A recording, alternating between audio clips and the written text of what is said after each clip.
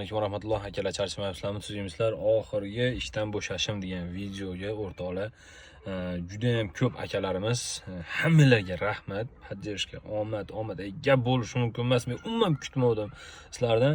Shuning uchun 4 mingta prosmotr bo'lsa ham profilimdagi videolar bir dona laykini juda ham qattiq hurmat qilaman-da, to'g'risi. Chunki o'sha odamga yetib bordi bu narsa. Yetib borgani uchun layk bosgan. O'zidan-o'zi layk bosmaydi bunaqa videolarga. Shuning uchun har bittalarni hurmat qilaman, поддержка uchun juda ham kattakon rahmat. Akalar, endi yaqin kunlarda xudo xolasa marhamatga bang'illatib bitta yo'nalish bo'yidan kiramiz. Oz qoldi, xudo xolasa yaqin kunlarda. Endi bu niyat bo'lmay qolishi ham mumkin. Hamma narsa Allohdan. Yana bitta narsa, endi nima qilasiz deganlar ham bor. Akalar, rizq Allohdan. Biz prosta sababchimiz xolos terib olishimiz kerak xolos. Mehnat.